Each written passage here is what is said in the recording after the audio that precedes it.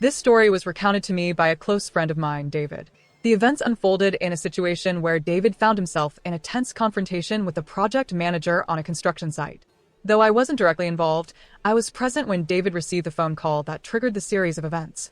David, being the professional he is, explained everything to me in detail, and it was such a story that I couldn't resist sharing. It's a perfect example of how professionalism, respect, and personal boundaries can collide in the workplace, especially in the highly specialized and competitive field of historic building conservation. For the sake of privacy, I've changed the names of the people involved and avoided specific references to locations or identifiable details about the building. Before I dive into the story, it's important to understand the context of the work David was doing. The UK is home to some of the world's most historically significant and architecturally unique buildings, many of which are protected as listed buildings. This means that they are legally preserved due to their cultural, architectural, or historical importance. A Grade I listed building is a designation that marks a building as being of exceptional interest. These buildings, because of their age and value, are protected under strict conservation laws. For anyone working on such buildings, such as architects, builders, or specialized craftsmen like David, they must follow rigorous guidelines and use authentic materials and techniques to preserve the building's integrity. It's a labor-intensive and sometimes painstaking process, but it's a critical part of maintaining the UK's architectural heritage. David is a specialist in restoring historic buildings using traditional methods that haven't been commonly used in modern construction for hundreds of years. He's highly skilled in techniques that have been passed down through generations of craftsmen, which means there are very few people in the UK who can do what he does. Because of this, his services are in high demand among contractors working on listed buildings. David's expertise made him a perfect fit for a project in which ACC Limited, a prominent construction firm, was involved. They were tasked with restoring a Grade 1 listed property, and the project was already underway when David was brought in as a subcontractor to carry out some of the most intricate and delicate work. Little did he know that his involvement would soon lead to a confrontation that would go down in history, at least as far as his experience was concerned. Enter the noisy gobshite, as David referred to him. The term, although harsh, was David's way of describing the project site manager, who had a reputation for being a loud, brash, and overly confident individual. From the start, David found him difficult to work with. The site manager's persona seemed to involve constant complaining about the pace of work, criticizing the team's efforts, and constantly broadcasting his perceived importance on the job. According to David, the site manager, let's call him Tom, liked to make a show of how much he was involved in every aspect of the project. This type of character, loud and domineering, often ran into conflict with those who, like David, were highly skilled professionals who preferred to work quietly and with respect for the work itself. At the beginning, things were relatively smooth. David's job was focused on working with the stonework and restoring parts of the building that had been damaged over time. His craft required deep concentration, as he used methods that hadn't been employed in modern times. This wasn't just about fixing walls, it was about breathing life back into a piece of history. David quickly got to work, knowing that his contribution was critical to the project's success. He was used to the high level of attention and the pressure of working on historic buildings, and he made sure to maintain a professional demeanor at all times. His role was vital, and he knew that his skill set was irreplaceable. He didn't need to engage with anyone unless it directly related to his job. But Tom, the site manager, wasn't one for subtlety. While David worked, Tom would wander around the site, frequently making loud comments about how things were progressing. This wasn't uncommon for a manager, but Tom went a step further. He made sure that everyone knew he was in charge, often belittling the workers on the site in front of each other. It became clear to David that Tom had a tendency to talk down to people, and he was especially keen on asserting dominance over subcontractors like David. This was the beginning of the tension that would soon escalate. The first incident, the coffee command. It was 5 days into the project when the first incident occurred. David was focused on his work, carefully restoring the intricate stonework on one of the building's walls when Tom, the noisy gobshite, marched over to him. Tom was in one of his more boisterous moods that day, and as soon as he spotted one of the carpenters on site, he bellowed across the yard. "Tom, you, get me a coffee. Now." The carpenter, who had worked with Tom before, nodded quickly and left to fetch the coffee. As Tom stood there with David, he continued to rant and rave about how the project was behind schedule, how expensive everything was, and how the delays were costing the company a fortune.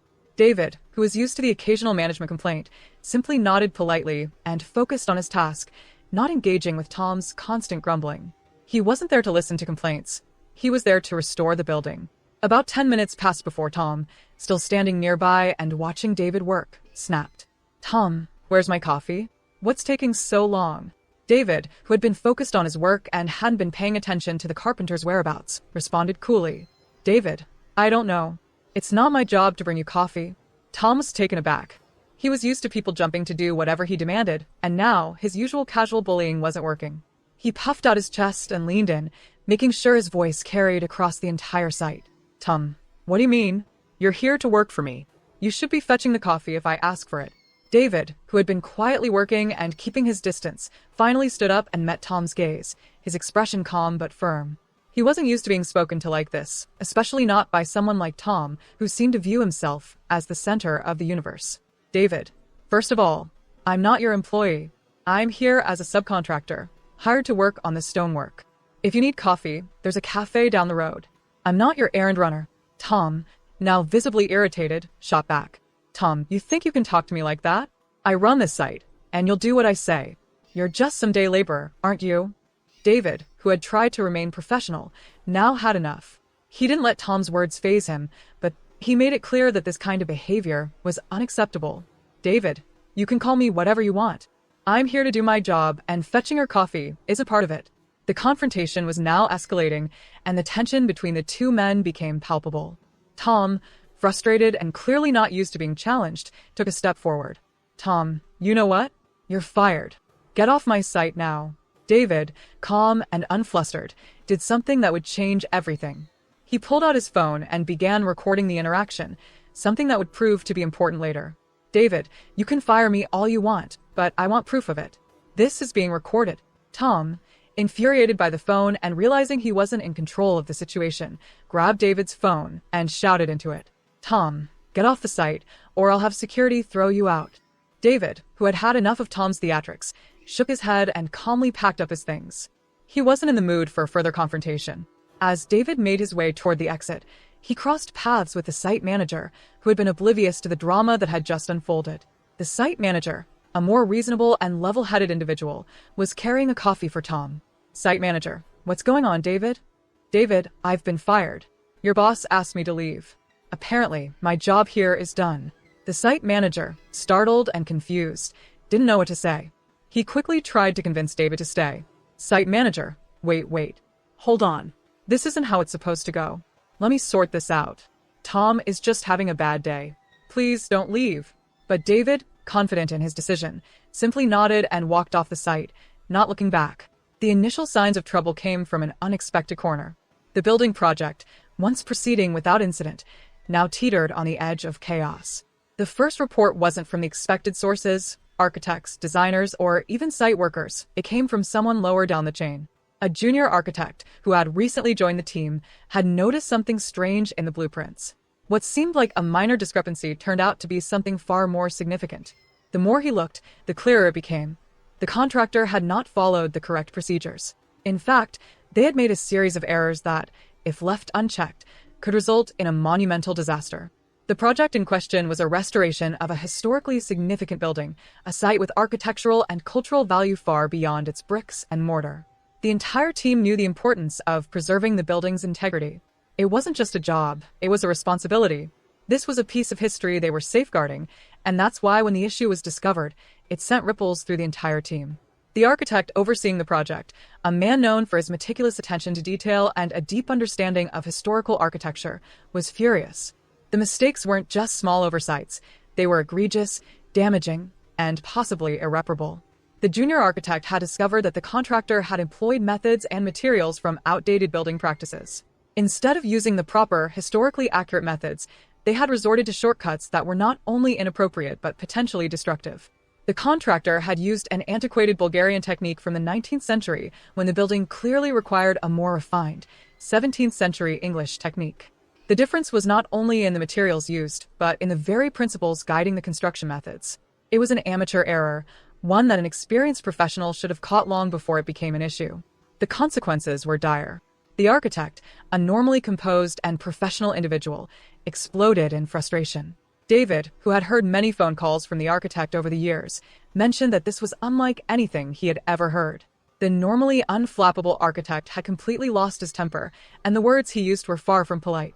David recalled hearing the architect yell terms like noisy gobshite and ignorant cockwamble, a barrage of insults that surprised even him. David, perplexed by the term wumble, even jokingly asked me about it later. I didn't know either, but we both agreed that it was a rather inventive insult, and certainly not something you'd expect from the usually measured architect. This level of frustration wasn't just about the mistakes, it was about the potential for long-term damage to the building. The project was at a critical juncture, and now the stakes had risen exponentially. The architect was quick to contact the relevant authorities. He made it clear that this wasn't a mistake of his making and that he had done everything in his power to ensure that the restoration process followed all appropriate guidelines. It was essential to protect his professional reputation and ensure that no one blamed him for the failures of others. David, ever the helpful and connected individual, assured me that the local authorities would be swift to respond. He had contacts in all the right places and knew how to get things moving quickly. A few phone calls later, the local planning officers arrived at the site to inspect the contractor's work. Their response was swift and brutal. The contractor's work was deemed to be entirely inadequate and, in some places, downright dangerous. They ordered an immediate stop to the work and instructed the contractor to begin dismantling everything they had done. It was clear that the situation had reached a crisis point. The inspectors discovered a grave issue with the building's internal structure, a problem that had gone unnoticed until now. There was a key element in the roof structure, an internal feature that wasn't immediately visible but was essential for maintaining the building's overall stability. The contractor had made the critical mistake of removing it, replacing it with a modern, temporary support system that was wholly inadequate for the building's needs. The new support system, while perhaps structurally sound on its own, completely disregarded the unique characteristics of the original design. This was a fatal error in the context of preserving the building's integrity. It was soon clear that this mistake couldn't be easily undone. The building, with its centuries-old features, had been compromised. The feature that had been removed was irreplaceable. The contractor's decision to replace it had, unknowingly, destroyed a crucial part of the building's original design. This was not something that could simply be patched up or fixed. The cost of restoring this critical feature would likely be astronomical. Who was ultimately responsible for this? The answer, as it turned out, was none other than the person we had all jokingly started referring to as noisy gobshite. This contractor, who had seemingly swept through the project with a mix of arrogance and ignorance, was at the heart of the crisis. His decisions, though made with good intentions, had resulted in catastrophic errors that could set the entire project back months, if not years. The contractor, in a desperate attempt to cover his tracks, tried to shift the blame. He denied any responsibility for the destruction of the feature, even though there was clear evidence linking him to the decision. Emails between him and the project manager showed that he had, in fact, approved the removal of the feature, making him the one ultimately responsible for the damage. Yet, despite the mounting evidence, noisy gobshite remained defiant. He refused to admit his mistake, even as the consequences of his actions became clearer with each passing day.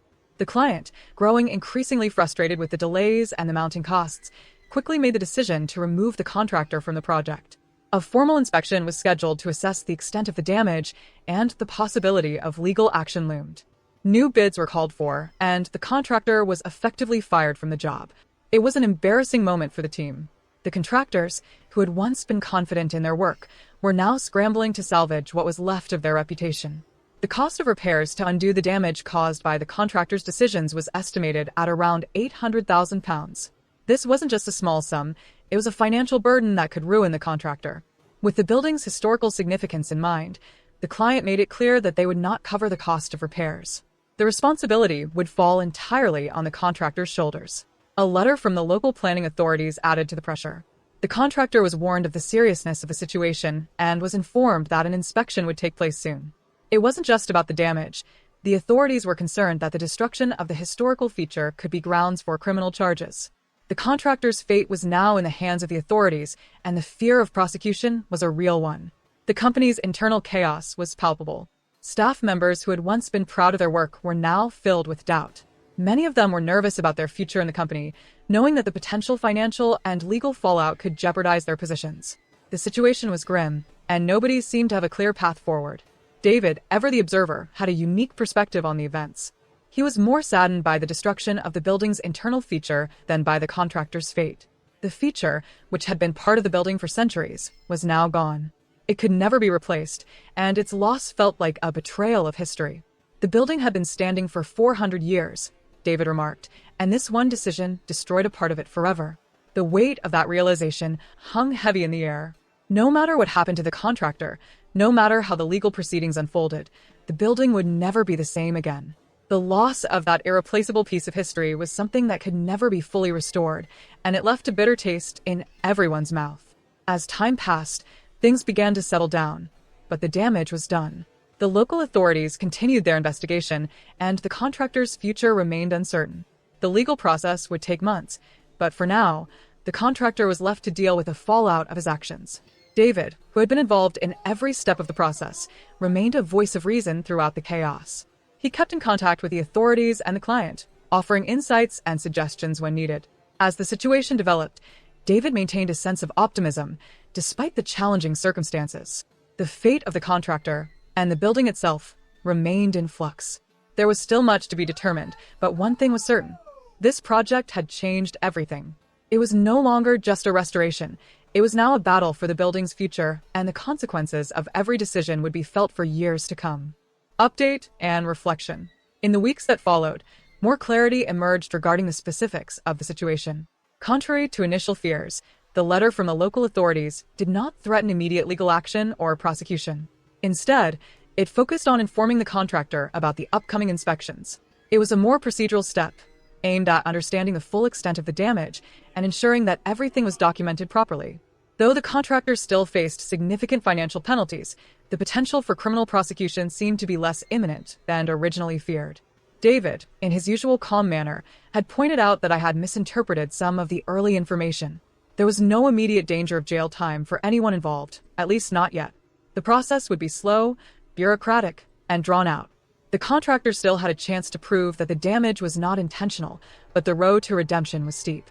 As for the contractor, they were beginning to understand the gravity of their mistakes. While their reputation was irreparably damaged, there was still a chance for them to rebuild, if they could manage to make things right. For now, though, the restoration of the building remained the top priority, and the team's focus was on minimizing the damage and finding a solution. In the midst of this, there was a strange sense of relief. Despite the setbacks, David and I both found solace in the fact that the building would eventually recover, perhaps not in its original form, but in a new, albeit different way. And as for the contractor, well, time would tell what would become of them. Final update. The "you know who I am" backfires on business owner. The David versus Noisy Gobshite story. May 22nd, 2020. The username Slough, mostly grunt-led, was something that belonged to my husband, Mark. He had been the one writing the story about his friend David and the business owner he referred to as the Noisy Gobshite. Mark had updated the story regularly, adding more details and insights as things progressed. But that all came to a sudden halt in January when Mark was involved in a terrible car accident. At that time, he had asked me to update everyone, letting them know that he had been injured and would return to the story once he had recovered. Unfortunately, just over a week after my last update, Mark's condition worsened. He seemed to be getting better at first, but without warning, he became unconscious and passed away swiftly. The doctors did everything they could, but the cause of his sudden decline was a ruptured aorta. They said it was likely a complication from the accident. A ruptured aorta is not uncommon after car crashes, but no one could have predicted it would take him so soon. I am deeply sorry that it has taken me this long to update the story. Truthfully, I completely forgot about this website and all the people who had been waiting for Mark's words. It wasn't until I came back to this site to read his writing again that I saw how many people were waiting for updates, hoping to hear from him. I don't know how many of them will see this, but if you know anyone who had been waiting for Mark's reply, could you please let them know what has happened? I want to thank everyone who left get well messages for Mark. I feel awful for ignoring them all for so long, but in the months following his death, I've been in a state of shock. Mark would have absolutely disapproved of me leaving everyone in limbo. He would have told me off, but that's just who he was, kind but direct. I would also like to thank the people who made donations to Macmillan Cancer Support. It seems strange to see money donated in the name of mostly grunt-led, but I know Mark would have appreciated it. I also want to express my gratitude to the moderators, especially /you/Marari01, who helped me figure out how to update everyone. May 24th, 2020. I cannot thank you all enough for the outpouring of kind words and virtual hugs I've received over the last day. I've cried for hours, but in a way that feels good. It's hard to explain the difference, but I think anyone who has lost someone will understand. The messages you've sent have made me reflect on all of Mark's wonderful qualities and the reasons I loved him so much. Writing this update wasn't easy. I started and stopped writing it countless times before finally finding the courage to finish it. I'm so glad I did. A special thank you again to the moderator /you/Marari01, who gave me the final push I needed. Your words have made me realize something else that Mark would have wanted me to do. Finish what he started. Mark always finished what he began, no matter what. I know he would have wanted me to talk to his friends and get a sense of what happened next. While I already know some of it, I'm going to try my best to get updated on everyone's outcomes. I want to warn you though, my writing will not have Mark's flair. I won't be able to make it as engaging or entertaining as he would have, but at least it will be the truth. The plain facts as best as I can offer them. Please bear with me as I try to do this, and I apologize if it doesn't have the same charm Mark had in telling the story. The first person I'm going to talk to is David. Mark called him his rock during the time he was writing this story. I hope David can provide me with all the necessary details. I will post the update as soon as I can. May 25th, 2020. Yesterday was a better day, mostly thanks to all of your messages. But today, I woke up angry. It's a public holiday here in England, and I keep thinking about what Mark and I would be doing if he were here. He never wasted a holiday. He would have planned something, made the most of it, and filled it with joy. And now, all I have is the painful memory of what should have been.